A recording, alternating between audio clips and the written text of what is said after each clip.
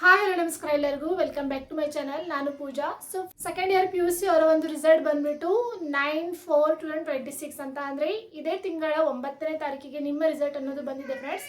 So ಯಾರೆಲ್ಲ pass ಆಗಿದ್ರಾ ನಿಮಗೆಲ್ಲರಿಗೂ congratulation ಅಂತ ಹೇಳಿಕ್ಕೆ ಇಷ್ಟಪಡ್ತೀನಿ. ಹಾಗೆಯೇ ಯಾರೆಲ್ಲ ಸೆಲೆಕ್ಟ್ ಆಗಿಲ್ಲ ಪ್ಲೀಸ್ ಯಾರು ಕೂಡ ಬೇಜಾರಾಗಲಿಕ್ಕೆ ಹೋಗಬೇಡಿ. ನೋಡಿ, ಯಾರು ಈ ಒಂದು ಎಕ್ಸಾಮ್ಗಳು ಕೇವಲ ನಮ್ಮ ನಾಲೆಜ್ಗೋಸ್ಕರ ಅಷ್ಟೇ ಇರುತ್ತವೆ. ಹಾಗಾಗಿ ಯಾರು ಕೂಡ ವಿಚಾರ ಮಾಡಲಿಕ್ಕೆ ಹೋಗಬೇಡಿ. ನೀವು ಕೂಡ ಪಾಸ್ ಆಗ್ತೀರಾ, ಮತ್ತು ನೀವು ಎಕ್ಸಾಮ್ಗಳನ್ನು ಕಟ್ಟಿ ಪಾಸ್ ಮಾಡ್ಕೊಳ್ಬೋದು ಫ್ರೆಂಡ್ಸ್. ಸೊ ಅದೇ ರೀತಿಯಾಗಿ ಇಲಾಖೆ ವತಿಯಿಂದ ನಿಮಗೆ ಆಲ್ರೆಡಿ ರಿವ್ಯಾಲ್ಯೂಯೇಷನ್ಗೆ ಹಾಕಬೇಕು ಅನ್ನೋರಿಗೆ ರಿವ್ಯಾಲ್ಯೂಯೇಷನ್ ಡೇಟ್ ಆಗಿರ್ಬೋದು, ಹಾಗೆಯೇ ರೀಟೋಟಲಿಂಗ್ಗೆ ಹಾಕೋರಿಗೆ ರೀಟೋಟಲಿಂಗ್ ಡೇಟ್ ಆಗಿರ್ಬೋದು, ಹಾಗೆಯೇ ನಾನು ಮತ್ತೆ ಪರೀಕ್ಷೆನ ಬರಿತೀನಿ ಅನ್ನೋರಿಗೂ ಕೂಡ ದಿನಾಂಕಗಳನ್ನು ಹೊರಡಿಸಿದ್ದಾರೆ ಫ್ರೆಂಡ್ಸ್. ಸೊ ಅದರ ರಿಲೇಟೆಡ್ ಆಗಿಂತ ವಿಡಿಯೋನೇ ಇದಾಗಿದೆ. ಹಾಗಾಗಿ ವಿಡಿಯೋನ ಕೊನೆವರೆಗೂ ನೋಡಿ, ವಿಡಿಯೋನ ಎಲ್ಲೂ ಕೂಡ ಸ್ಕಿಪ್ ಮಾಡಬೇಡಿ. ಮತ್ತು ಯಾರು PUC ಸೆಕೆಂಡ್ ಇಯರ್ ವಿದ್ಯಾರ್ಥಿಗಳು ನೋಡ್ತಾ ಇದ್ದೀರಾ ಪ್ಲೀಸ್ ಚಾನಲ್ನ ಸಬ್ಸ್ಕ್ರೈಬ್ ಮಾಡ್ಕೊಂಡು ನೋಡ್ತಾ ಇರಿ ಅಂತ ಹೇಳ್ತಾ ಬನ್ನಿ ವಿಡಿಯೋನ ಸ್ಟಾರ್ಟ್ ಮಾಡೋಣ ಫ್ರೆಂಡ್ಸ್. ಮೊದಲಿಗೆ ಎಲ್ಲರಿಗೂ ಕಾಂಗ್ರ್ಯಾಚುಲೇಷನ್. ಸೆಕೆಂಡ್ PUCಯಲ್ಲಿ ಯಾರು ಪಾಸ್ ಆಗಿದ್ರಾ ಅವ್ರಿಗೆಲ್ಲರಿಗೂ ಕಾಂಗ್ರ್ಯಾಚುಲೇಷನ್. ಹಾಗೆಯೇ ಯಾರು ಪಾಸ್ ಆಗಿಲ್ಲ ನೀವು ಕೂಡ ವಿಚಾರ ಮಾಡಲಿಕ್ಕೆ ಹೋಗಬೇಡಿ, ನೀವು ಕೂಡ ಪಾಸ್ ಆಗ್ತೀರಾ. ನಿಮಗೆ 3 ಚಾನ್ಸ್ಗಳನ್ನು ನೀಡಿದ್ದಾರೆ ಫ್ರೆಂಡ್ಸ್. ಹೌದು, ಸೊ ನೋಡಿ, ಈ ವರ್ಷ ನಿಮಗೆ ಗ್ರೇಸ್ ಮಾರ್ಕ್ಸ್ಗಳು ಕೂಡ ಇತ್ತು, ಹಾಗೆಯೇ ಇಂಟರ್ನಲ್ ಮಾರ್ಕ್ಸ್ ಕೂಡ ಇತ್ತು, ಮತ್ತು 35ರಿಂದ 30ಕ್ಕೆ ಇಳಿಕೆಯನ್ನು ಮಾಡಿದ್ರು. ಸೊ ಇಷ್ಟು ವರ್ಷ 5% ತಗೊಂಡಿದ್ರೆ ಪಾಸ್ ಅಂತ ಇತ್ತು, ಬಟ್ ಈ ವರ್ಷದಿಂದ 30% ತಗೊಂಡಿದ್ರೆ ನೀವು ಪಾಸ್ ಅಂತ ಕನ್ಸಿಡರ್ ಆಗ್ತಾ ಇತ್ತು ಫ್ರೆಂಡ್ಸ್. ಅದರ ಜೊತೆಗೆ ನಿಮಗೆ ಇಂಟರ್ನಲ್ ಕೂಡ ಇತ್ತು. ಯಾರು ಇದರಲ್ಲಿ ಅನುತ್ತೀರ್ಣ ಆಗಿದ್ದೀರಾ ನಿಮಗೆ ಇವಾಗ ಸೆಕೆಂಡ್ ಎಕ್ಸಾಮ್ ಬರೀಲಿಕ್ಕೆ ಅವಕಾಶವನ್ನ ನೀಡಿದ್ದಾರೆ. ಹಾಗೆಯೇ ನಿಮಗೆ ಯಾವುದೇ ತರಹದ ಫೀಸ್ ಕೂಡ ಇಲ್ಲ ಫ್ರೆಂಡ್ಸ್. ಯಾರು ಸೆಕೆಂಡ್ ಎಕ್ಸಾಮ್ನ ಬರಿತೀನಿ ಅಂತೀರಾ, ಸೊ ನಿಮಗೆ ಯಾವುದೇ ತರಹದ ಫೀಸ್ ಕೂಡ ಇಲ್ಲ. ಯಾರು ಪಾಸ್ ಆಗಿ ಮತ್ತೆ ನಾನು ಹೆಚ್ಚಿನ ಅಂಕಗಳಿಗೋಸ್ಕರ ಎಕ್ಸಾಮ್ನ ಬರಿತೀನಿ ಅಂತೀರಾ, ಸೊ ನಿಮಗೆ ಫೀಸ್ಗಳನ್ನ ಕೂಡ ಇಟ್ಟಿದ್ದಾರೆ ಫ್ರೆಂಡ್ಸ್. ಹಾಗಿದ್ರೆ ಆ ಫೀಸ್ ಬಗ್ಗೆನೇ ಚರ್ಚೆ ಮಾಡೋಣ. ಸೊ ಮೊದಲಿಗೆ ಇವಾಗ ನೋಡಿ, ನಿಮ್ಮ ಒಂದು ರಿಸಲ್ಟ್ ಬಂದಿದೆ. ನಿಮ್ಮ ರಿಸಲ್ಟ್ನಲ್ಲಿ ನಿಮಗೆ ಅನಿಸ್ತಾ ಇದೆ ನನಗೆ ಇನ್ನೂ ಹೆಚ್ಚಿನ ಮಾರ್ಕ್ಸ್ ಬೇಕಾಗಿತ್ತು, ನಾನು ಇನ್ನೂ ಹೆಚ್ಚಿನ ಮಾರ್ಕ್ಸನ್ನು ಪಡೆಯುವಂಥ ಅರ್ಹತೆಯನ್ನು ಹೊಂದಿದ್ದೀನಿ ಅನ್ನೋ ಒಂದು ವಿಚಾರ ನಿಮಗಿದ್ರೆ ನೀವು ರಿವ್ಯಾಲ್ಯೂಯೇಷನ್ಗೆ ಹಾಕ್ಬೋದು. ಅದ್ರ ಜೊತೆಗೆ ನಿಮ್ಮ ಒಂದು ಮಾರ್ಕ್ಸ್ನಲ್ಲಿ ಟೋಟಲಿಂಗ್ ಮಾಡುವಾಗ ಅಥವಾ ಜಾಸ್ತಿ ಆಗಿದ್ರೆ ರೀಟೋಟಲಿಂಗು ಕೂಡ ನೀವು ಅಪ್ಲಿಕೇಶನ್ ಅನ್ನು ಸಲ್ಲಿಸಬಹುದು ಫ್ರೆಂಡ್ಸ್. ರಿವ್ಯಾಲ್ಯೂಯೇಷನ್ಗೆ ಹಾಕಬೇಕು ಅಂತ ನೀವೇನಾದರೂ ಅನ್ಕೊಂಡಿದ್ರೆ ನೀವು ಛಾಯಾಪ್ರತಿಯನ್ನ ತರಿಸ್ಕೊಳ್ಬೇಕಾಗತ್ತೆ. ಅಂತ ಅಂದ್ರೆ ನಿಮ್ಮ ಒಂದು ಆನ್ಸರ್ ಶೀಟ್ನ ಸ್ಕ್ಯಾನ್ ಕಾಪಿನ ತರಿಸ್ಕೋಬೇಕಾಗತ್ತೆ.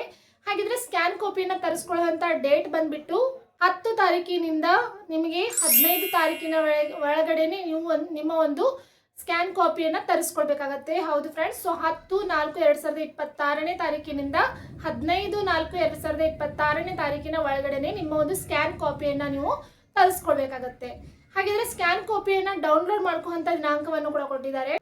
12/4/2026ರಿಂದ 17/4/2026ರವರೆಗೆ ಕಾಪಿಯನ್ನು ನೀವು ಡೌನ್ಲೋಡ್ ಮಾಡ್ಕೊಳ್ಳಿಕ್ಕೆ ನಿಮಗೆ ಅವಕಾಶವನ್ನು ಕೂಡ ನೀಡಿದ್ದಾರೆ ಫ್ರೆಂಡ್ಸ್. ಹಾಗೆಯೇ ಛಾಯಾಪ್ರತಿಯನ್ನು ನೀವು ತರಿಸ್ಕೊಳ್ತಿದ್ದೀರಾ ಅಂತ ಅಂದರೆ ಪ್ರತಿ ಸಬ್ಜೆಕ್ಟ್ಗೆ ನಿಮಗೆ ಇಲ್ಲಿ 530 ಫೀಸನ್ನು ಇಟ್ಟಿದ್ದಾರೆ ಫ್ರೆಂಡ್ಸ್. ಹೌದು, ಒಂದು ವೇಳೆ ನೀವು ಛಾಯಾಪ್ರತಿಯನ್ನು ತರಿಸ್ಕೊಳ್ಬೇಕು, ಸ್ಕ್ಯಾನ್ ಕಾಪಿಯನ್ನು ತರಿಸ್ಕೊಳ್ಬೇಕು ಆನ್ಸರ್ ಶೀಟ್ದು ಅಂತ ಅಂದರೆ ನೀವು ಪ್ರತಿ ವಿಷಯಕ್ಕೆ ಇಲ್ಲಿ 530 ರೂಪಾಯಿಯನ್ನು ಕಟ್ಟಿ ನೀವು ತಗೊಳ್ಬೇಕಾಗತ್ತೆ ಫ್ರೆಂಡ್ಸ್. ಸೊ ನೋಡಿ, ಇವಾಗ ನೀವು ಒಂದು ವಿಷಯಕ್ಕೆ 530 ಕಟ್ಟಿದ್ದೀರಾ ಅಂತ ಅಂದರೆ ಇನ್ನು ನೀವು 2 ವಿಷಯಕ್ಕೆ ಸ್ಕ್ಯಾನ್ ಕಾಪಿಗೆ ನೀವು ಅಪ್ಲಿಕೇಶನನ್ನು ಸಲ್ಲಿಸ್ತಾ ಇದ್ರೆ ನೀವು 530 ಇಂಟು 2 530 ಇಂಟು 3 ಈ ರೀತಿಯಾಗಿ ಎಷ್ಟು ಸಬ್ಜೆಕ್ಟ್ಗಳನ್ನು ನೀವು ತರಿಸ್ಕೊತೀರಾ ಸ್ಕ್ಯಾನ್ ಕಾಪಿನ, ಸೊ ಅಷ್ಟು ಫೀಸನ್ನು ಇಟ್ಟಿದ್ದಾರೆ ಫ್ರೆಂಡ್ಸ್. ಸೊ ಟೋಟಲ್ ಆಗಿ 530 ಪ್ರತಿ ಸಬ್ಜೆಕ್ಟ್ಗೆ ಇಟ್ಟಿದ್ದಾರೆ. ಹಾಗೆಯೇ ಒಂದು ವೇಳೆ ನೀವು ರಿವ್ಯಾಲ್ಯೂಯೇಷನ್ ಹಾಕ್ತೀನಿ ಅಂದ್ಕೊಂಡಿದ್ರೆ ನೋಡಿ, ನೀವು ಸ್ಕ್ಯಾನ್ ಕಾಪಿಯನ್ನು ತರಿಸ್ಕೊಂಡಿರ್ತೀರಾ, ಅದರಲ್ಲಿ ನಿಮಗೆ ಮಾರ್ಕ್ಸ್ಗಳು ನನಗೆ ಹೆಚ್ಚಿಗೆ ಬರುತ್ತೆ ಅಂತ ನೀವು ಅಂದ್ಕೊಂಡಿರ್ತೀರಾ. ಸೊ ಆವಾಗ ನೀವು ರಿವ್ಯಾಲ್ಯೂಯೇಷನ್ಗೆ ಕೂಡ ಅಪ್ಲೈನ ಮಾಡ್ಬೋದು. ಸೊ ರಿವ್ಯಾಲ್ಯೂಯೇಷನ್ಗೆ ಯಾರು ಅಪ್ಲೈ ಮಾಡ್ತಾ ಇದ್ದೀರಾ ನಿಮಗೆ ಇಲ್ಲಿ ಫೀಸನ್ನು ಇಟ್ಟಿದ್ದಾರೆ. 1670 ರೂಪಾಯಿ ನಿಮಗೆ ಫೀಸನ್ನು ಇಟ್ಟಿದ್ದಾರೆ ಫ್ರೆಂಡ್ಸ್. ಯಾರು ರಿವ್ಯಾಲ್ಯೂಯೇಷನ್ಗೆ ಅಪ್ಲೈ ಮಾಡ್ತೀನಿ ಅಂದ್ಕೊಂಡಿರ್ತೀರಾ 1670 ರೂಪಾಯಿ ನಿಮಗೆ ಫೀಸನ್ನು ಇಟ್ಟಿದ್ದಾರೆ. ನಾನು ಇಲ್ಲೂ ಕೂಡ ಹಾಕಿರ್ತೀನಿ ಅದನ್ನ, ಸೊ ನೋಡ್ಕೊಂಡ್ಬಿಡಿ. ಮತ್ತೆ ಯಾರು ರೀಟೋಟಲಿಂಗ್ಗೆ ಅಂತ ಅಂದ್ರೆ ಅಂಕಗಳ ಮರು ಎಣಿಕೆಗೆ ಯಾರು ಹಾಕಿರ್ತೀರಾ, ಸೊ ನಿಮಗೆ ಯಾವುದೇ ತರಹದ ಫೀಸ್ ಇಲ್ಲ ಫ್ರೆಂಡ್ಸ್. ನೀವು ಆರಾಮವಾಗಿ ಅಪ್ಲಿಕೇಶನ್ ಅನ್ನು ಸಲ್ಲಿಸಬಹುದು. ಸೊ ಇದು ನಿಮಗೆ ಕ್ಲಿಯರ್ ಆಗಿದೆ ಅಂತ ಅನ್ಕೋತೀನಿ. ರಿವ್ಯಾಲ್ಯೂಯೇಷನ್ಗೆ ಹಾಕಬೇಕು ಅಥವಾ ರೀಟೋಟಲಿಂಗ್ಗೆ ಹಾಕಬೇಕು ಅಂತ ನೀವು ಸ್ಕ್ಯಾನ್ ಕಾಪಿಯನ್ನು ತರಿಸ್ಕೊಂಡಿದ್ದೀರಾ, ಮತ್ತೆ ನೀವು ರಿವ್ಯಾಲ್ಯೂಯೇಷನ್ಗೆ ಅಪ್ಲಿಕೇಶನ್ ಹಾಕಬೇಕು ಅಂತ ಅಂದರೆ ನಿಮಗೆ ಅದಕ್ಕೂ ಕೂಡ ಡೇಟನ್ನು ಮೆನ್ಷನ್ ಮಾಡಿದ್ದಾರೆ. 4/2026ರಿಂದ 16/4/2026ರವರೆಗೆ ನಿಮಗೆ ರಿವ್ಯಾಲ್ಯೂಯೇಷನ್ಗೆ ಹಾಕಲಿಕ್ಕೆ ನಿಮಗೆ ಅವಕಾಶವನ್ನು ನೀಡಿದ್ದಾರೆ ಫ್ರೆಂಡ್ಸ್.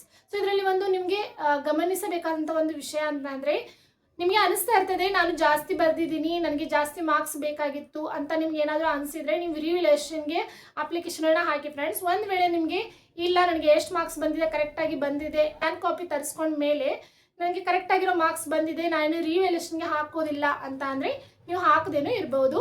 ಒಂದು ವೇಳೆ ರಿವ್ಯಾಲ್ಯೂಷನ್ಗೆ ಹಾಕ್ತೀನಿ ಅಂತ ಅಂದರೆ 1670 ರೂಪಾಯಿ ಫೀಸನ್ನು ಕಟ್ಬಿಟ್ಟು ನೀವು ರಿವ್ಯಾಲ್ಯೂಷನ್ಗೆ ಹಾಕಬೇಕಾಗತ್ತೆ.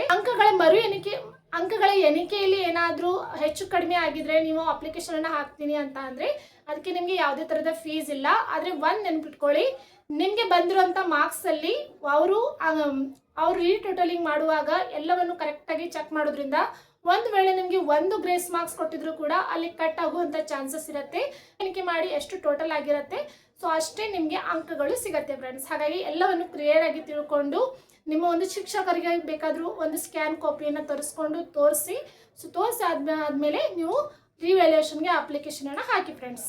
ಹಾಗೆ ಮತ್ತೊಂದು ನೋಟನ್ನು ಕೊಟ್ಟಿದ್ದಾರೆ ನೋಡಿ, ಯಾರೆಲ್ಲ ನೀವು ರಿವ್ಯಾಲ್ಯೂಷನ್ಗೆ ಅಪ್ಲಿಕೇಶನ್ ಹಾಕ್ತಾ ಇದ್ದೀರಾ, ಮರುಪರೀಕ್ಷೆಯನ್ನ ಬರೀತಾ ಇದ್ದೀರಾ, ಸೊ ನೀವೆಲ್ಲರೂ ಕೂಡ ಸೆಕೆಂಡ್ ಎಕ್ಸಾಮ್ ಡೇಟನ್ನು ಕೂಡ ಅನೌನ್ಸ್ ಮಾಡಿದ್ದಾರೆ ಫ್ರೆಂಡ್ಸ್. ಸೊ ಸೆಕೆಂಡ್ ಡೇಟನ್ನು ಅನೌನ್ಸ್ ಮಾಡಿರೋದ್ರಿಂದ ನೀವು ಅಪ್ಲಿಕೇಶನನ್ನು ಸಲ್ಲಿಸ್ಬೋದು. ಸೊ ನೋಡಿ, ಇವಾಗ ನನ್ನ ರಿವ್ಯಾಲ್ಯೂಷನ್ ಹಾಕ್ತಾ ಇದ್ದೀನಿ, ಇನ್ನೂ ನನ್ನ ಒಂದು ರಿಸಲ್ಟ್ ಬಂದಿಲ್ಲ, ನಾನು ಸೆಕೆಂಡ್ ಎಕ್ಸಾಮ್ ಬರೆಯೋದಿಲ್ಲ ಅಂತ ಏನಿಲ್ಲ.